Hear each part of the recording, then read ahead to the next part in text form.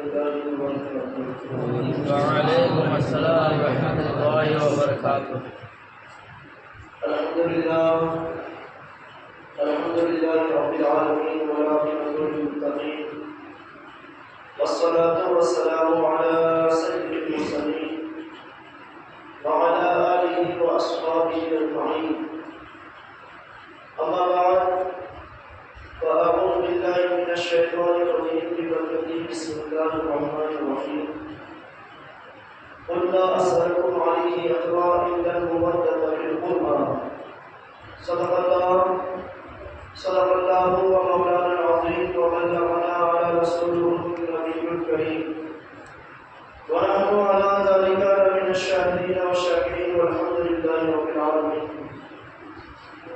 آئیے حضرات، ہمارا سب کلام الہدار مدینے کے تاجدار، دونوں عالم کے مالک و مختار یعنی جناب احمد مصطفیٰ محمد مصطفیٰ صلی اللہ علیہ وسلم کی بارگاہ میں بے کس کلام محمد کے ساتھ درود و سلام کے نذرانہ پیش کریں. پڑھیے بابا صلی اللہ علیہ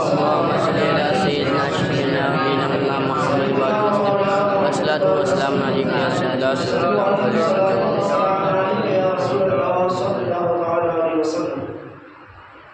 حضرات، جیسا کہ آپ لوگوں کو معلوم ہے کہ یہ مہینہ محرم الحرام کا مہینہ چل رہا ہے اور آج محرم الحرام کی 3 تاریخ ہے. آنے والے جمعے یعنی جو جمعہ آنے والا ہے، آئندہ جمعہ کو محرم الحرام کی 10ویں تاریخ کو بھی یعنی یوم عاشورہ کا دن. تو ہمیں چاہیے کہ اس ماہ محرم الحرام میں جس کی خاطر یہ دین بچا، جس کے صدقے میں آج ہمیں یہاں تک ملا ہے، یہ دین ملا ہے، اس کے نام پر ہم اظہار ثواب کریں، محفلیں سجائیں. ہونا تو یہ چاہیے تھا، لیکن عزیزان ملت اسلامیہ، آج ہم جس دور سے گزر رہے ہیں، یہ دور کا حال آپ کو پتہ ہے. تو کچھ لوگ امام حسین کی یاد میں محفلیں سجاتے ہیں، تو کچھ لوگ کہتے ہیں یہ شرک ہے، یہ بدعت ہے. میں اس پر نہیں جانا چاہتا. امام حسین کی شان میں 2-3 شعر آپ حضرات کے حوالے کر رہا ہوں، ذرا سماعت فرمائیے گا. ایک مرتبہ پورا کرنا ہے تک کہ بولے سبحان اللہ. اللہ اللہ وہ حسین، اللہ اللہ وہ حسین، مصطفیٰ کا نور عین. اللہ اللہ وہ حسین، مصطفیٰ کا نور عین. سوئے کربل ہوا جو روانہ، وہ ہے مولا علی کا گھرانہ، وہ ہے مولا علی کا. ذرا میرے ساتھ عمل پڑھیں. وہ ہے مولا علی کا گھرانہ.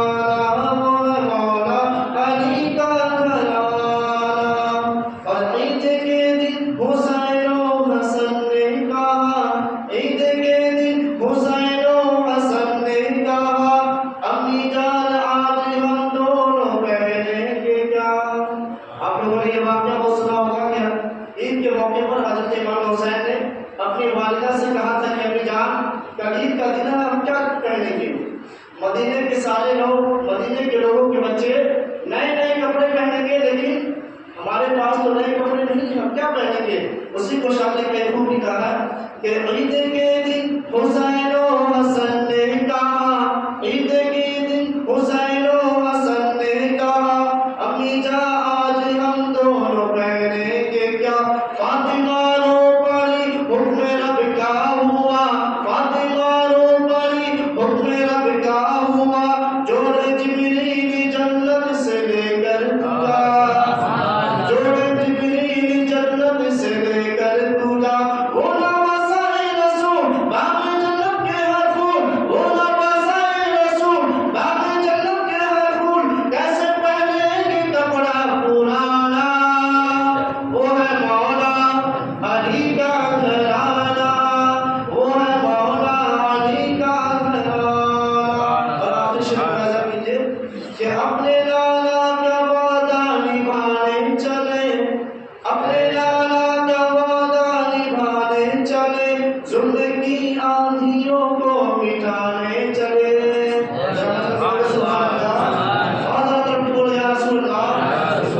اپنے لالا کا وعدہ نبھانے چلے، اپنے لالا کا وعدہ نبھانے چلے، ظلم کی آندھیوں کو مٹانے چلے، دیکھے سب ہاتھ اپنا بچانے چلے، دیکھے سب ہاتھ اپنا بچانے چلے، سجدے میں گر کے قرآن سنانے لگے، سجدے میں گر کے قرآن سنانے لگے، کیسے ہوگی اس کی شان جس کے لالا ہے سلطان، کیسے ہوگی اس کی شان جس کے لالا ہے سلطان، جن کی ہر ایک ادا فاتحانہ، وہ ہے مولا علی کا گھرانہ، وہ ہے مولا علی کا گھرانہ۔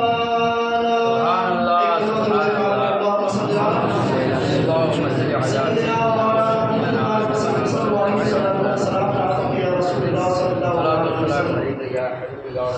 کونین میں بلند ہے رتبہ حسین کا، کونین میں بلند ہے رتبہ حسین کا، فرش زمین سے عرش تک ہے شعلہ حسین کا، اور بے مثل ہے جہاں میں کنبہ حسین کا، بے مثل ہے جہاں میں کنبہ حسین کا، سلطانی دو جہاں ہے نانا حسین کا۔ شراب رحمت اللہ سبحان اللہ، محرم نام کا مہینہ چل رہا ہے، حسین کا مہینہ جسے کہتے ہیں، تو اگر آپ لوگ حسینی ہیں تو لگنا چاہیے کہ حسینی ہے، حسینی خاموش بیٹھے نہیں رہتے۔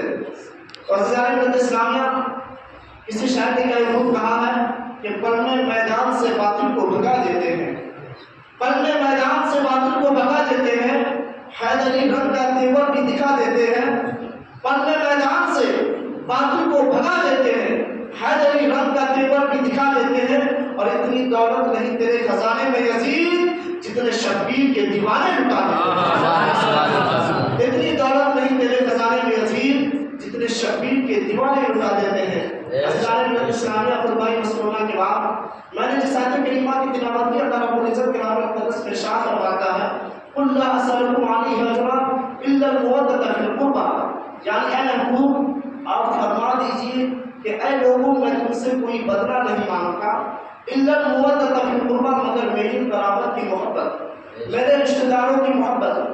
اب حضرات اس آیت کریمہ میں اللہ تبارک و تعالیٰ اپنے محبوب سے فرما رہا ہے، اپنے محبوب سے کہہ رہا ہے اے محبوب آپ لوگوں سے کہہ دیجئے، اے محبوب آپ لوگوں سے فرما دیجئے کہ اے لوگوں، اے میرے امتیوں، اے میرا کلمہ پڑھنے والوں، تمہیں میرے صدقے میں جان ملی، تمہیں میرے صدقے میں اولاد ملی، تمہیں میرے صدقے میں ایمان ملا، رمضان ملا، قرآن ملا، یہاں تک کہ رحمان ملا۔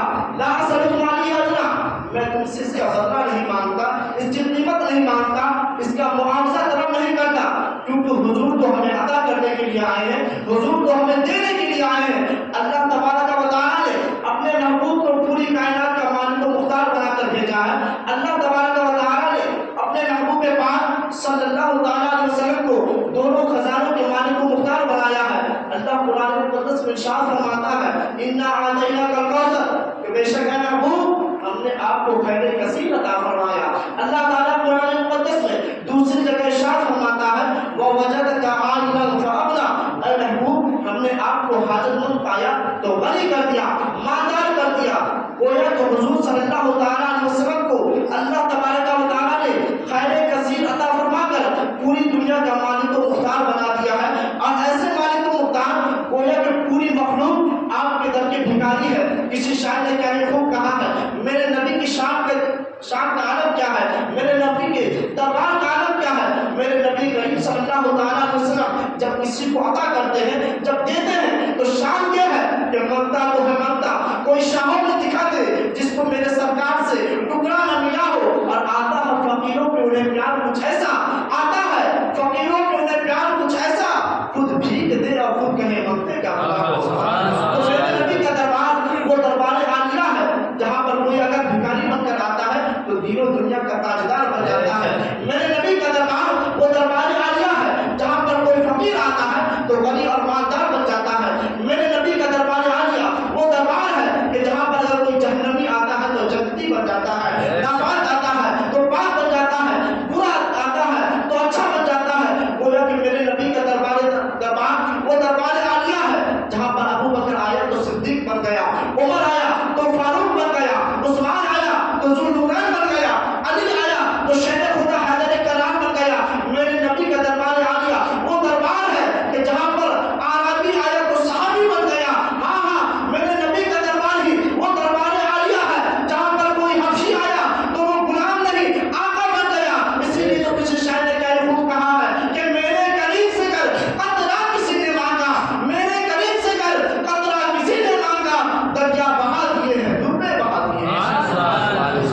تو عزیزان اسلامیہ، میرے نبی کا دربار ہی وہ دربار عالیہ ہے جہاں پر ہر سائل کی جھولی بھری جاتی ہے، جہاں ہر مانگنے والے کو مانگنے سے زیادہ عطا کیا جاتا ہے۔ تو عزیزان اسلامیہ، میں عرض کر رہا تھا، اللہ نے اپنے محبوب سے فرمایا، اے محبوب آپ لوگوں سے کہہ دیجئے، لوگوں سے فرما دیجئے، اے لوگوں تمہیں میرے صدقے میں سب کچھ ملا، جان اولاد رمضان قرآن سب کچھ میرے صدقے میں ملا، میں اس کے بدلے میں تم سے کوئی قیمت نہیں مانگتا، کوئی معاوضہ طلب نہیں کرتا، مگر ادھر مودۃ القربہ، صرف میرے قرابت کی محبت، میرے رشتہ داروں کی محبت، میرے اہل بیت اطہار کی محبت۔ اب حضرات، یہ اہل بیت اطہار کون ہے؟ اہل بیت اطہار جن کی محبت کا ہمیں حکم دے رہا ہے پروردگار، کیا ہے محبوب آپ لوگوں سے کہہ دیجیے کہ اے لوگوں تم میری اہل بیت اطہار سے محبت کرو، میرے خاندان والوں سے محبت کرو۔ اب یہ خاندان والوں، حضور کی خاندان کون ہے؟ اہل بیت اطہار کون ہے؟ اور عزیزان اسلامیہ، بڑی تیزی کے ساتھ میں آپ کو بتاؤں کہ اہل بیت اطہار میں 5 لوگ ہیں۔ اہل بیت اطہار میں 5 لوگ ہیں جن کی محبت کا اللہ تعالیٰ ہمیں حکم دے رہا ہے، جن کی محبت ہم پر واجب قرار دے دی گئی ہے۔ اللہ اکبر، وہ 5 لوگ کون ہیں؟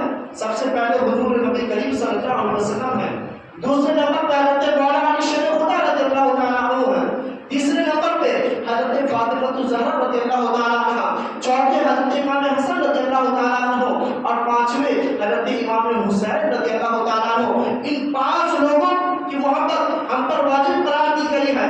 اللہ تبارک و تعالیٰ اپنے محبوب سے کہہ رہا ہے کہ محبوب آپ لوگوں سے کہہ دیجئے کہ اے لوگوں تم میری اہل بیت سے محبت کرو، یعنی ان 5 لوگوں سے محبت کرو۔ اب حضرات میں سوال یہ پیدا ہوتا ہے کہ ہم اہل بیت اطہار سے محبت کریں گے، پر جب ہمیں 5 سے محبت کریں گے تو ہمیں کیا انعام ملے گا، کیا فائدہ ملے گا؟ تو آؤ حدیث سے بات کرو۔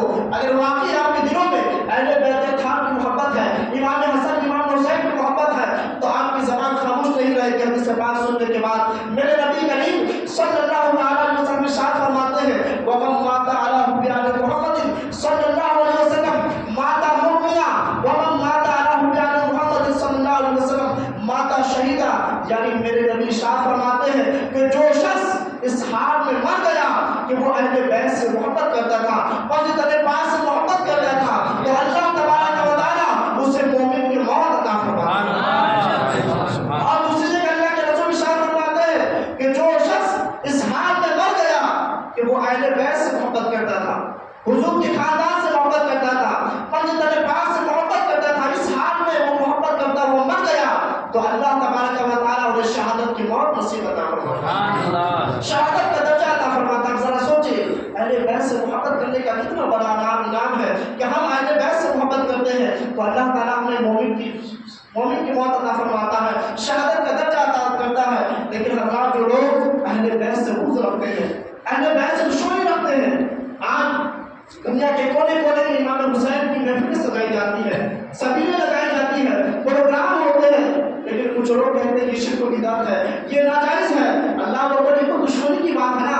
جو امام حسینی ہوگا، امام حسین کی محبت میں جو لوگ سبیلیں لگاتے ہیں، محفلیں نیاز بناتے ہیں، پروگرام کرتے ہیں، لیکن جو لوگ اس پر اعتراض کرتے ہیں گویا کہ ان کو حسین سے دشمنی ہے، حسین کے متعلق ان کے دل میں بغض ہے۔ اور ایسے لوگوں کے بارے میں میرے نبی کریم صلی اللہ علیہ وسلم ارشاد فرماتے ہیں، وَمَن مَاتَ عَلَى بُغْضِ آلِ محمد صلی اللہ علیہ وسلم مَاتَ كَافِرًا وَحُرِّمَتِ الْجَنَّةُ مِنْ أَهْلِ مَنْزِلِ أَهْلِ بَيْتِي۔ یعنی اللہ کے رسول ارشاد فرماتے ہیں کہ جو شخص میری اہل بیت سے دشمنی رکھتا وہ مر گیا، جو شخص اس حال میں انتقال کر گیا، مر گیا کہ وہ میری اہل بیت سے دشمنی رکھتا تھا، تو گویا کہ وہ کافر کی موت مرا۔ اللہ اکبر۔ ذرا سوچے کہ صرف دشمنی رکھنے کی وجہ یہ ہے کہ اللہ تبارک و تعالیٰ انہیں مومن کیا، اگرچہ وہ مسلمان ہے، لیکن حضور فرماتے ہیں کہ جو شخص اس حال میں انتقال کر گیا، مر گیا کہ وہ میری اہل بیت سے دشمنی رکھتا تھا، تو گویا کہ وہ کافر کی موت مرا۔ اور ایسے شخص پر جنت حرام ہے جس نے میری اہل بیت پر ظلم کیا۔ آج کچھ لوگ کہتے ہیں کہ یزید کے نام پر فاتحہ دلانا جائز ہے۔ پرسوں میں نے کتاب پڑھی کہ جس میں لکھا ہوا تھا فتوے میں کہ یزید کے نام پر یہ سارے ثواب کر سکتے ہیں، یزید کے نام پر جو ہے آپ محفلیں سجا سکتے ہیں۔ اللہ اکبر۔ وہ یزید جس نے امام حسین کو شہید کیا، اہل بیت خان کے خاندان والوں کو شہید کیا، جس کے مطابق میرے نبی ارشاد فرماتے ہیں کہ جس نے میری اہل بیت پر ظلم کیا اس پر جنت حرام ہے۔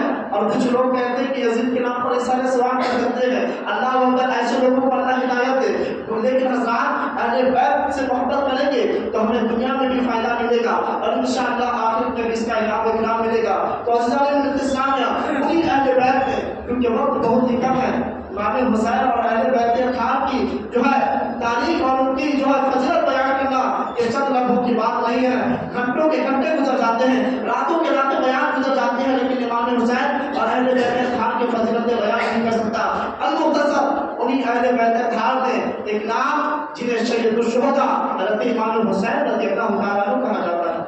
اللہ اکبر۔ وہ امام حسین جن کے بارے میں ہند کے سلطان عطائے رسول ہند ولی خواجہ غریب نواز معین الدین چشتی علی رحمہ لکھتے ہیں کہ شاہ است حسین بادشاہ است حسین،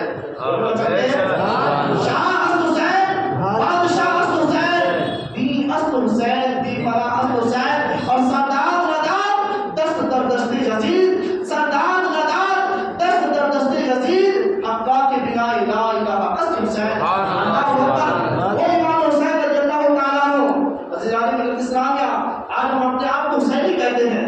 آج حسینی بننے کے لیے لوگ جو ہے ایک وقت کی نماز نہیں پڑھتے، لیکن جیسے ہی محرم کا مہینہ آتا ہے اپنے ماتھوں پر ہری پٹی باندھ لیتے ہیں، اپنے ہاتھوں میں ہری پٹی باندھ لیتے ہیں، لیکن اگر ان سے پوچھا جائے کہ امام حسین کب پیدا ہوئے، نہیں پتا۔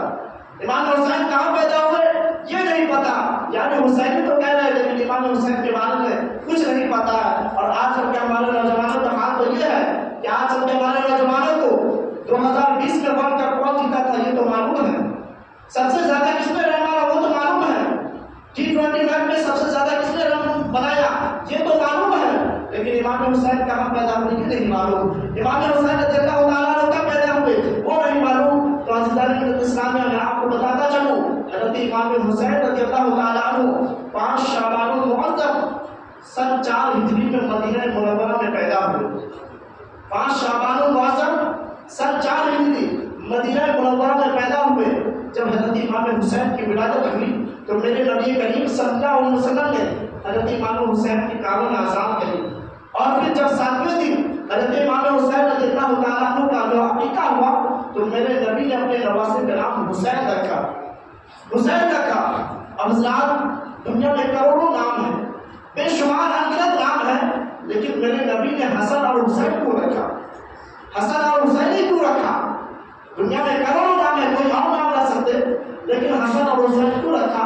تو میرے نبی کریم صلی اللہ علیہ وسلم کو ارشاد فرماتے ہیں کہ حضرت ہارون علیہ الصلوۃ والتسلیم نے اپنے بیٹوں کا نام شبر و شبیر رکھا تھا، جس کا مطلب ہے حسن اور حسین، اسی لیے میں نے اپنے نواسے کا نام حسن اور حسین رکھا۔ اور پھر دوسری جگہ ارشاد فرماتے ہیں الحسن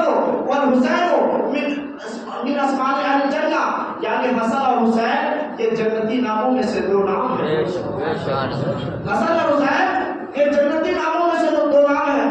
عزیزان اسلام میں قربان چاہیے اس ذات پر، قربان چاہیے حضرت امام حسن امام حسین کی شان پر کہ وہ امام حسن امام حسین جن کے بارے میں میرے نبی شاہ فرماتے ہیں کہ جنتی نوجوانوں کے سردار حسن اور حسین ہیں. لہٰذا ان کا نام بھی رکھا گیا تو جنتی نام رکھا گیا. اللہ اکبر. اور ایک جگہ شاہ فرماتے ہیں، میرے نبی شاہ فرماتے ہیں الحسین منی وانا من الحسین، یعنی حسین مجھ سے ہے اور میں حسین سے ہوں. اور آگے شاہ فرماتے ہیں کہ جس نے حسین سے محبت کی وہ ایک اس نے مجھ سے محبت کی، اور اللہ تبارک و تعالیٰ اس بندے سے محبت بتاتا ہے جو حسین سے محبت کرتا ہے. کتنی بڑی خوشخبری کی بات ہے کہ اللہ تعالیٰ اس بندے سے محبت کرتا ہے. بندہ اللہ سے محبت کرے یا نہ کرے، لیکن اللہ تبارک و تعالیٰ اس بندے سے محبت کرتا ہے جو حسین سے محبت کرتا ہے. اسلام وہ امام حسین رضی اللہ تعالیٰ عنہ ان کی ذات ان کی شان کا عالم کیا ہے. آج یہ بڑی تیزی کے ساتھ میں آپ کے سامنے بیان کرتا چلوں کہ ایک مرتبہ میرے آقا کریم صلی اللہ علیہ وسلم تشریف فرما تھے. آپ کی گودی میں حضرت امام حسین رضی اللہ تعالیٰ عنہ اور بائیں طرف حضرت ابراہیم جو حضور کے صاحبزادے تھے. میرے نبی دونوں صاحبزادے کو لے کر تشریف فرما تھے. بیٹھے ہوئے تھے، اتنی ہی دیر میں حضرت جبریل امین حاضر ہوتے ہیں اور حاضر ہونے کے بعد میرے نبی کریم صلی اللہ تعالیٰ علیہ وسلم کی بارگاہ میں حضرت جبریل امین عرض کرتے ہیں یا رسول اللہ یا حبیب اللہ، اللہ تبارک و تعالیٰ ان دونوں صاحبزادوں میں سے کسی ایک کو اپنے پاس بلا لے گا. یعنی یہ دونوں صاحبزادے آپ کے پاس جمع رہنے نہیں دے گا. اللہ تعالیٰ ان دونوں میں سے ایک کو اپنی بارگاہ میں بلا لے گا، ایک کو اپنے پاس بلا لے گا. اللہ اکبر. اب ذرا سوچیں میرے نبی کے دل پر کیا گزری ہوگی.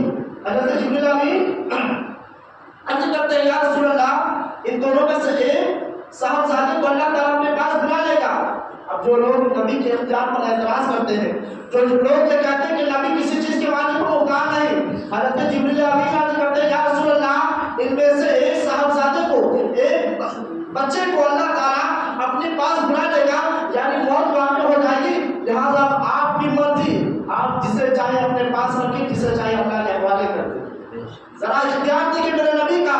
حضرت جبریل امین جہاں کرتے ہیں یا رسول اللہ یہ آپ پر ہے، اللہ نے آپ پر چھوڑا ہے کہ آپ کی مرضی، آپ جسے چاہے اپنے پاس رکھیں، جسے چاہے اللہ کے حوالے کر دیں.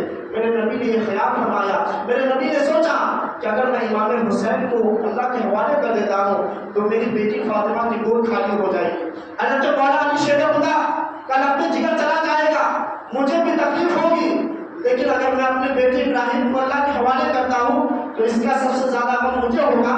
لہٰذا میں تو یہ برداشت کر سکتا ہوں کہ مجھے تکلیف ہو، لیکن مجھے ہرگز گوارا نہیں کہ میری بیٹی فاطمہ کی گود خالی ہو جائے. اللہ اکبر. اس کے بعد 3 دنوں کے بعد نبی کے صاحبزادے حضرت ابراہیم کا وصال ہو جاتا ہے، انتقال ہو جاتا ہے. حضرت امام حسین رضی اللہ تعالیٰ عنہ پر نبی نے اپنے بیٹے ابراہیم کو قربان کر دیا. اور قربان کرنے کے بعد جب بھی کبھی بھی میرے نبی کی بارگاہ میں حضرت امام حسین حاضر ہوتے، حضرت امام حسین رضی اللہ تعالیٰ عنہ میرے نبی کے پاس آتے تو میرے نبی کریم صلی اللہ تعالیٰ علیہ وسلم حضرت امام حسین کے ماتھے کو بوسہ دیتے اور لوگوں سے فرماتے اے لوگوں میں نے حسین پر اپنے بیٹے کو قربان کر دیا، میں نے حسین کو اپنے بیٹے پر قربان کر دیا.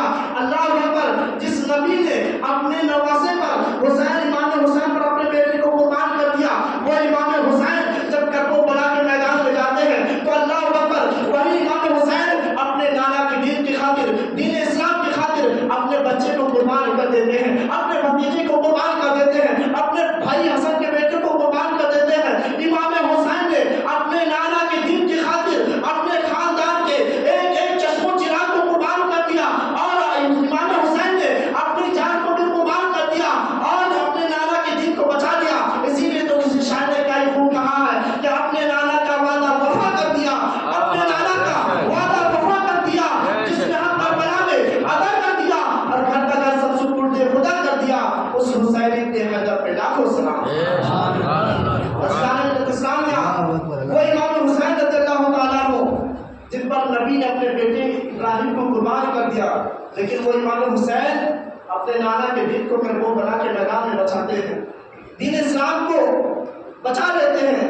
اللہ اکبر، وہ امام حسین رضی اللہ تعالیٰ عنہ، ان کی شان کا عالم کیا ہے، ان کے مقام و مرتبہ کا عالم کیا ہے۔ اللہ اکبر، ابھی آپ نے شعر میں سنا کہ ایک مرتبہ حضرت امام حسن امام حسین رضی اللہ تعالیٰ عنہ، رمضان کا مہینہ چل رہا تھا، عید کا دن قریب آ چکا تھا، چاند نکل چکا تھا، حضرت امام حسن امام حسین اپنی امی جان کی بارگاہ میں حاضر ہوتے ہیں اور عرض کرنے لگتے ہیں، امی جان کل عید کا دن ہے، کل عید کا دن ہے، مدینے کے لوگوں کے بچے نئے نئے کپڑے پہنیں گے، نئے نئے لباس پہنیں گے، اے امی جان کیا نبی کے نواسے پرانے کپڑے پہ عید منائیں گے؟ کیا نبی کے نواسے پرانے کپڑے میں عیدگاہ جائیں گے؟ اللہ اکبر، حضرت امام حسین کی والدہ حضرت فاطمہ الزہرا رضی اللہ تعالیٰ عنہ عرض کرتی ہے، فرماتی ہے، اے میرے بیٹو امام حسن امام حسین، آپ کو گھبرانے کی ضرورت نہیں، انشاءاللہ آپ کے لیے بھی نئے جوڑے کا انتظام ہو جائے گا، آپ کے لیے بھی نئے جوڑے کا انتظام ہو جائے گا۔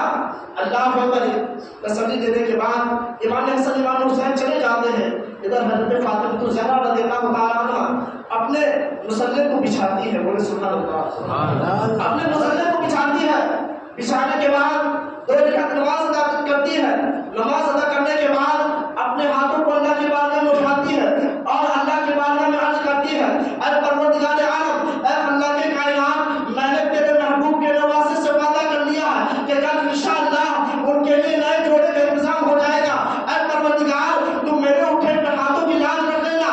اللہ اکبر، یہ دعا فرمانے کے بعد حضرت امام حسین کی والدہ حضرت فاطمہ الزہرا رضی اللہ تعالیٰ عنہ جیسے مصلی کو اٹھاتی ہے، دعا سے فارغ ہوتی ہے، اتنے ہی دروازے پر کسی نے دستک دی، حضرت فاطمہ نے کہا کون؟ تو حضرت فاطمہ جیسے انہوں نے کہا کہ کون؟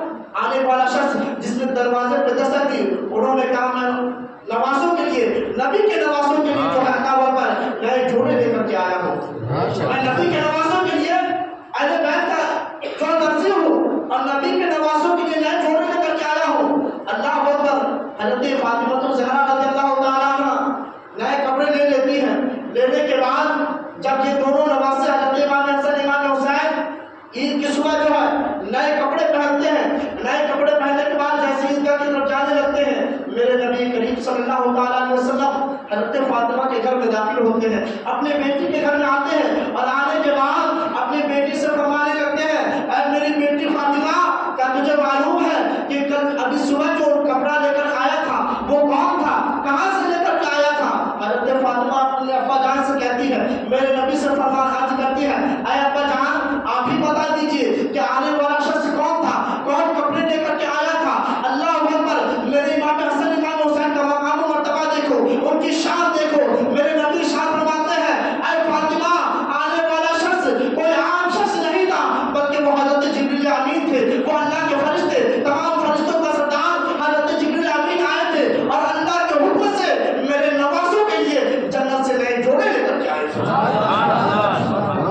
سبحان اللہ، کیا مقام و مرتبہ حضرت امام حسین امام حسن کا، کیا حضرت جبریل امین محبوب کے نوازوں کے لیے جنت سے نئے جوڑے لے کر کے آتے ہیں، اور لوگ کہتے ہیں کہ نبی کسی چیز کے مالک کو محتاج نہیں، نبی کو کوئی پاور نہیں۔ اللہ اکبر، وہی امام حسین رضی اللہ تعالیٰ عنہ ہے کہ ابھی بچپن کا زمانہ ہے، ابھی بچپن کا زمانہ ہے کہ میرے نبی کریم صلی اللہ علیہ وسلم مسجد نبوی میں نماز ادا فرما رہے ہیں، مسجد نبوی میں نماز ادا کر رہے ہیں، بچپن کا زمانہ، میرے نبی کریم صلی اللہ تعالیٰ علیہ وسلم جیسے ہی سجدے میں جاتے ہیں، حضرت امام حسین جو ہے حضرت فاطمہ کے کمرے سے نکل کر مسجد میں داخل ہو جاتے ہیں، کیونکہ مسجد اور حضرت فاطمہ الزہرا رضی اللہ تعالیٰ عنہ کا جو کمرہ بالکل قریب تھا، دروازہ کھلا ہوا تھا۔ حضرت امام حسین رضی اللہ تعالیٰ عنہ کمرے سے نکل کر مسجد میں جیسے آتے ہیں، میرے نبی سجدے میں ہوتے ہیں، حضرت امام حسین رضی اللہ تعالیٰ عنہ میرے نبی کے پشت انور پر بیٹھ جاتے ہیں، سجدے کی حالت میں ہیں، میرے نبی کے پشت پر حضرت امام حسین بیٹھ گئے اور بیٹھنے کے بعد کافی دیر بیٹھے رہے۔ میرے نبی کریم صلی اللہ علیہ وسلم اپنے سر مبارک کو سجدے سے نہیں اٹھاتے۔ حضرات ذرا یہاں پر میں ایک بات عرض کرنا چاہتا ہوں کہ آج ہمارے محلے میں ہماری مسجدوں کا حال یہ ہے کہ اگر کوئی بچہ کسی صف میں آ کر کھڑا ہو جائے تو آج کر کے ہمارے پکے نمازی اسے فوراً باہر بھیج دیتے ہیں، صفوں سے نکال دیتے ہیں۔ ایسا کرنا بالکل غلط ہے۔ بالکل غلط بات. اگر بچہ آ کر کھڑا ہو جائے تو آپ بچے کو اپنے پاس کھڑے رہ کر نماز کی تعلیم دیجیے، کیونکہ یہی وہ بچہ ہے جو کل آپ کی مسجدوں کو آباد کرے گا. آپ اس دنیا سے چلے جائیں گے، اگر آپ ابھی اس بچے کو باہر نکال دیں گے تو وہ بچہ کہے گا ہمیں تو مسجد سے نکال دیا گیا، لہٰذا ہم لوگ چلو کھیلنے میں مجبور ہو جاتے ہیں. لہٰذا کبھی بھی اگر کوئی بچہ سب میں آ کر کھڑا ہو جائے اس سے ڈانٹ کر کبھی بھگانا نہیں چاہیے، صفوں سے نہیں نکالنا چاہیے. تو وہ المختصر میرے نبی کریم صلی اللہ تعالیٰ علیہ وسلم کی پشت پر حضرت امام حسین بیٹھ جاتے ہیں. بیٹھنے کے بعد کافی دیر تک بیٹھے رہے. صحابہ کرام سجدے میں ہیں، میرے نبی سجدے میں ہیں. تھوڑی دیر کے بعد جب حضرت امام حسین خود بخود پشت سے پیٹھ سے اترتے ہیں، میرے نبی کریم صلی اللہ علیہ وسلم اپنے سر مبارک کو سجدے سے اٹھاتے ہیں، اور اٹھانے کے بعد جو ہے جب آپ نماز سے فارغ ہوتے ہیں صحابہ کرام عرض کرنے لگتے ہیں یا رسول اللہ، یا حبیب اللہ، کیا مسئلہ تھا، کیا بات تھی، کیا آپ سجدے کو طویل کرنے کا حکم آ گیا ہے، یا آپ پر اللہ کی وحی نازل ہو رہی تھی جو آپ نے اتنا طویل سجدہ فرمایا، اتنا لمبا سجدہ کیا؟ میرے نبی نے فرمایا اے میرے صحابہ، ایسی کوئی بات نہیں تھی، بلکہ میرا بیٹا حسین میری پشت پر بیٹھ گیا تھا، اسی لیے میں نے سجدے کو طویل کر دیا، میں نے سجدے کو لمبا کر دیا. لیکن قربان جاؤ حضرت امام حسین پر، قربان جاؤ حسین کے اندر پر. میرے نبی نے نماز میں اپنے بیٹے نواسے کے لیے سجدے کو لمبا کر دیا، لیکن قربان جاؤ حضرت امام حسین کی نماز پر وہی امام حسین جب کربلا کے میدان میں جاتے ہیں، کربلا کے میدان میں جاتے ہیں، تمام چاروں طرف جو ہے یزیدی لشکر موجود ہے، میرے امام حسین رضی اللہ تعالیٰ عنہ پر حملہ ہوتا ہے. میرے امام حسین رضی اللہ تعالیٰ عنہ سجدے میں گر جاتے ہیں. میرے امام حسین کو سجدہ کرتے ہوئے عرش والوں نے دیکھا، فرش والوں نے دیکھا، تیروں کی بارشوں کو دیکھا، سجدے میں جو ہے جاتے ہوئے تلواروں کے سامنے نے دیکھا. اللہ اکبر، میرے نبی نے سجدہ کیا تو تھوڑی دیر کے بعد امام حسین کی خاطر سجدے کو لمبا کر دیا، لیکن سجدے سے سر اٹھا دیا. لیکن قربان جائیے امام حسین نے کربلا کے میدان میں وہ سجدہ کیا کہ سجدہ کرتے ہوئے تمام لوگوں نے دیکھا، لیکن سجدے سے سر اٹھاتے ہوئے کسی نے نہیں دیکھا، سجدے سے سر اٹھاتے ہوئے کسی نے نہیں دیکھا. اسی لیے تو کسی شاعر نے کہا ہے کہ اس نواسے پہ محمد مصطفیٰ کو ناز ہے، اس نواسے پہ محمد مصطفیٰ کو ناز ہے، اس کی ہمت پہ علی شیر خدا کو ناز ہے. ارے سجدے اوروں نے کیے ان کا نیا انداز ہے، سجدے اوروں نے کیے ان کا نیا انداز ہے. حسین نے وہ سجدہ کیا جس پر خدا کو ناز ہے. تو عزیزان ملت اسلامیہ، امام حسین رضی اللہ تعالیٰ عنہ ان کی ذات، ان کی شان کا عالم یہ ہے کہ میرے نبی کریم صلی اللہ تعالیٰ علیہ وسلم ان کے لیے سجدہ طویل فرما دیتے ہیں، لمبا کر دیتے ہیں. لیکن امام حسین رضی اللہ تعالیٰ عنہ اپنے نانا کی دین کی خاطر کربلا میں وہ مثال پیش کرتے ہیں کہ آج تک تاریخ میں ایسی مثال کسی نے قائم نہیں کی. تو عزیزان ملت اسلام میں ہمیں چاہیے، وقت کی قلت ہے، بڑا وقت مختصر ہوتا ہے کہ امام حسین رضی اللہ تعالیٰ عنہ کے بارے میں ان کی شان میں بیان کیا جائے. لہٰذا ہمیں چاہیے کہ امام حسین رضی اللہ تعالیٰ عنہ کا جو آنے والا جو جمعہ ہے اس عاشورے کے دن ہمیں چاہیے کہ ہم امام حسین رضی اللہ تعالیٰ عنہ کے نام پر جو ہے فاتحہ دلائیں، میلاد و محفلیں سجائیں، اور جہاں تک ہو سکے اپنے گھر والوں کے لیے جو ہے دسترخوان لمبا کریں. کیونکہ حدیث میں آیا ہے، میرے نبی نے ارشاد فرمایا کہ 10 محرم الحرام کو اپنے گھر والوں کے لیے جو ہے دسترخوان سجا دو، لمبا کر دو. اور ہمیں چاہیے کہ ہم عاشورے کے دن جو ہے روزہ رکھیں، کیونکہ آنے والا جمعہ میں اس کو بیان نہیں کر سکتا. لہٰذا بھی آپ کو بتاتا چلو کہ آنے والے جمعے یعنی عاشورے کے دن کو ہمیں چاہیے کہ ہم عاشورے کے دن روزہ رکھیں. یا تو آپ 9 اور 10 کو روزہ رکھیں، یا 10 اور 11 کو روزہ رکھیں. اور حدیث پاک میں آتا ہے کہ جو شخص عاشورے کی رات کو عبادت کرتا ہے، اللہ تبارک و تعالیٰ کی بارگاہ میں سجدہ ہوتا ہے اور 4 رکعت نماز ادا کرتا ہے عاشورے کی رات کو یعنی جمعے کی رات کو، جو شخص نماز پڑھے گا 4 رکعت اس طریقے سے کہ 1 مرتبہ سورہ فاتحہ، 50 مرتبہ سورہ اخلاص یعنی قل هو اللہ احد، اسی طریقے سے 4 رکعت نماز پڑھے گا تو اللہ تبارک و تعالیٰ عاشورے کے دن کی برکت سے، عاشورے کے سب کی برکت سے اللہ تعالیٰ اس کے 50 سال کے پچھلے گناہ اور 50 سال کے آئندہ گناہوں کو معاف کروا دے. تو ہمیں چاہیے کہ ہم عاشورے کی روزہ رکھیں، عاشورے کی رات کو جو ہے ہم اللہ کی عبادت کریں، کیونکہ ایسا موقع یہ دن بہت ہی کم ملتا ہے. نہ جانے آئندہ سال، آئندہ عاشورہ جو ہے ہمیں جو ہے ہمارے سامنے آئے، ہم زندہ یہاں رہے یا نہ رہے اس کی کوئی گارنٹی نہیں، تو ہمیں چاہیے کہ ہم عاشورے کے دن جو ہے روزہ رکھیں، امام حسین پاک رضی اللہ تعالیٰ عنہ کے نام سے فاتحہ دلائیں، محفلیں سجائیں، لوگوں کے درمیان جو ہے کھانے تقسیم کریں۔ جو لوگ کہتے ہیں کہ یہ بدعت ہے، یہ جو ہے ناجائز ہے، جو لوگ کہتے ہیں کہتے رہیں گے، لہٰذا آپ حسینی اگر ہے تو امام حسین کے نام پر بے شمار جو ہے آپ روزانہ بھی فاتحہ کر سکتے ہیں۔ امام حسین رضی اللہ تعالیٰ عنہ کے نام پر بالخصوص جو ہے 10ویں محرم رمضان کو فاتحہ دلائیں اور جو ہے دسترخوان لمبا کریں، کیونکہ یہ حدیث سے ثابت ہے۔ لہٰذا اللہ تعالیٰ کی بارگاہ میں دعا ہے کہ مولا کریم ہم سبوں کے دلوں میں امام حسین کی سچی اور ان کی محبت عطا فرمائے۔ امام حسین رضی اللہ تعالیٰ عنہ کی زندگی کے مطابق ہم تمام مسلمانوں کی زندگی گزارنے کی توفیق عطا فرمائے۔ وما علینا الا البلاغ۔ السلام علیکم ورحمۃ اللہ وبرکاتہ۔